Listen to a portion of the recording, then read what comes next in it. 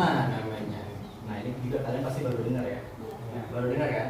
Jaringan parenkima itu adalah jaringan penopang pada tumbuhan. Jaringan ini memberikan kekuatan dan fleksibilitas pada tumbuhan. Fleksibilitas. Jadi kalian pernah naik pohon ya atau gelantungan di pohon? Pohon itu dia nggak getas tuh, apa getas tuh mudah patah, nggak mudah patah. Dia tuh kadang-kadang bisa melengkung, bisa lentur gitu ya, bisa melengkung karena terdapat jaringan parenkima di sana, di mana jaringan parenkima ini berfungsi untuk memberikan kekuatan pada batang dan juga menjaga fleksibilitas pada tumbuhan. Parenkima ini lebih banyak terdapat pada batang muda dan daun atau sekitar pembuluh tumbuhan. Struktur parenkima yang fleksibel memungkinkan tumbuhan untuk tumbuh dan melentur saat terkena angin atau terkena eksternal. Coba bayangin kalau misalnya si pohon itu nggak punya jaringan parenkima, kena angin ya, takut kayak gini kan ya. Tapi karena dia punya jaringan parenkima jadi bisa bergerak mengikuti itu ya, menjaga fleksibilitasnya si batang itu. Oke, next itu jaringan parenkima. Selanjutnya ada jaringan apa? Sklerenkim. Jaringan apa ini? Jaringan penopang yang berasal dari tumbuhan. Terus? Jaringan ini memberikan kekuatan dengan penopang tumbuhan. Sklerenkim terdiri dari sel-sel yang kuat dan kaya akan ini. Biasanya terdapat di batang-batang yang apa?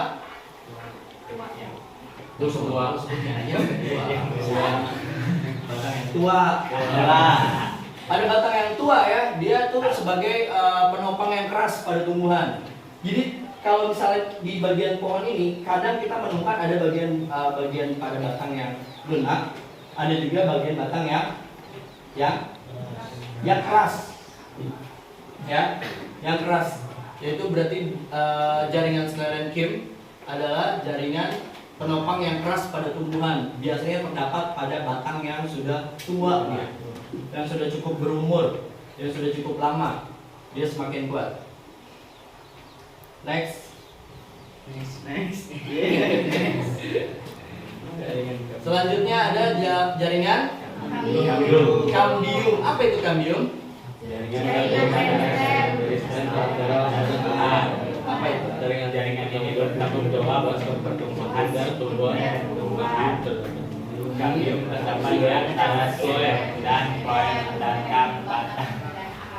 Oke. Nah, si tumbuhan ini dia ketika tumbuh nggak akan segini-gini aja diameternya ini, ya, dia akan bertambah besar. Disitulah peranan si jaringan kambium, di mana yang fungsinya itu membentuk lapisan baru dari xilem dan floem sehingga memungkinkan pertumbuhan dan penambahan diameter pada tumbuhan. Ya, next. Jaringan apa? Parenkima. Apa itu jaringan parenkima? Jaringan tumbuhan yang berfungsi dalam penyimpanan fotosintesis. Ya. Jaringan ini terdapat di akar, batang, daun, dan buah. Sel-sel parenkima memiliki sel yang terdiri dari sitoplasma yang mengandung penopang. Paham nggak? Paham nggak? Terdapatnya di mana si jaringan parenkima ini? Di akar dan batang. di batang. Sebagai apa fungsinya? Memberi nutrisi. Sebagai apa? Sebagai tempat penyimpanan. Iya, di tempat penyimpanan. Jadi nutrisi yang diserap oleh akar dan disalurkan itu nggak semua tuh. Ada sebagian yang disimpan di dalam jaringan parenkima namanya. Jaringan yang dimiliki oleh tumbuhan sebagai tempat penyimpanan nutrisi. Lanjut. Jaringan Penyokong. penyokong apa itu? Jaringan tumbuhan yang memberikan dukungan fisik pada tumbuhan. Jaringan ini Serat dan trakeid. serat adalah sel tumbuhan yang panjang dan tipis yang memberikan kekuatan pada jaringan. Trakeid adalah sel tumbuhan yang berbentuk tahu dan membantu dalam mengikat air dan nutrisi. Jadi jaringan penyokong ini memiliki peranan sebagai pembantu dalam pengangkutan air dan nutrisi dari akar menuju bagian bagian tubuh pada tumbuhan yang lain. Oke, lanjut. Jaringan Korteks. apa itu jaringan korteks? Jaringan juga pada akar dan batang tumbuhan. Jaringan ini melindungi jaringan dalam tumbuhan yang juga dikenal korteks terdiri dari sel paradigma yang memiliki jaringan yang tipis. Ini ya, ini mirip ya gambarnya ya. Jadi kalian bisa lihat lah jaringan korteks itu terdapat pada akar yang terdiri dari sel-sel parenkima yang memiliki dinding sel yang tipis. Sel-sel korteks juga berperan dalam penyimpanan nutrisi dan air. Jadi sekali lagi, setiap nutrisi atau nutrisi yang diserap oleh si tumbuhan ini nggak semuanya disalurkan.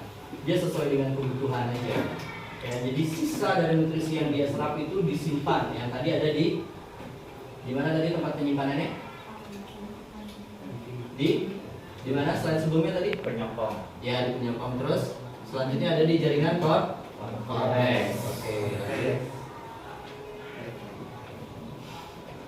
Jaringan endodermis adalah jaringan pada akar dan batang tumbuhan. Jadi si endodermis ini adanya di akar dan batang. Ini jangan ditinggalin. Jaringan ini melindungi jaringan dalam tumbuhan dan mengatur pergerakan air dan nutrisi. Jadi si tumbuhan ini juga dia punya sistem yang mengatur pergerakan nutrisi dan air yang untuk diedarkan ke seluruh bagian tumbuhan itu. Inilah peranan si jaringan endodermis. Dia sel-sel yang rapat dan memiliki dinding sel yang tahan air. Sel-sel endodermis juga membentuk lapisan pengatur yang disebut kasparian. Apa? Sel-sel pengatur? Kasparian. Oke, selanjutnya. Jaringan perisikal. Apa itu jaringan perisikal? Jaringan yang mengisi akar tumbuhan. Jaringan ini melindungi akar dan dalam tumbuhan akar samping. Perisikal terdiri dari sel-sel parisem yang terletak di jaringan vaskula. Sel-sel perisikal juga berperan dalam pembentukan akar samping dan pertumbuhan akar secara menyeluruh. Jadi selain si batang dan daun yang ikut tumbuh, akar juga bertumbuh lewat peranan jaringan perisikal. Dia sel-sel yang juga berperan dalam pembentukan akar samping dan pertumbuhan akar secara menyeluruh. Jadi yang perlu kalian tahu ini kalau misalnya dia tumbuh besar nih, akarnya bisa jadi lebih panjang lagi, lebih besar lagi, gitu ya kan? Jadi seiring dengan berkembangnya si batang dengan jaringan apa tadi yang bisa bikin besar diameter batang? Kambium. Ada juga jaringan vertikal yang bisa membantu untuk pembentukan akar samping dan pertumbuhan akar secara menyeluruh. Jadi kesimpulannya, memahami struktur jaringan tumbuhan adalah landasan penting dalam botani. Melalui pemahaman struktur jaringan tumbuhan, kita dapat memahami bagaimana tumbuhan tumbuh dan berfungsi. Struktur jaringan tumbuhan meliputi akar, batang, daun, serta berbagai jenis jaringan lainnya yang tadi sudah kita pelajari, ada beberapa ya. Dengan mempelajari struktur jaringan tumbuhan, kita dapat menghargai keindahan dan keunikan dunia tumbuhan. Jadi harapannya dari pembelajaran kita hari ini, kalian semakin tahu, oh ternyata pada tumbuhan itu nggak cuma ada daun, batang, dan akar aja. Di dalamnya juga ada.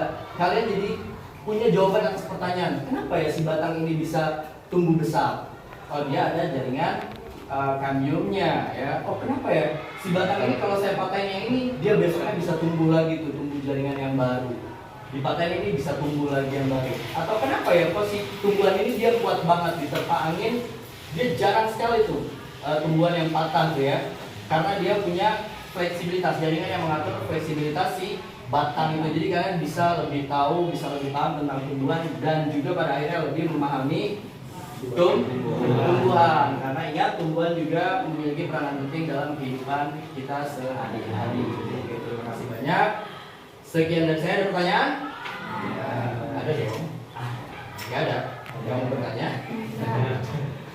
Oke, sekian dari saya. Terima kasih. Mari kita akhiri pelajaran kita hari ini dengan membaca hamdalah.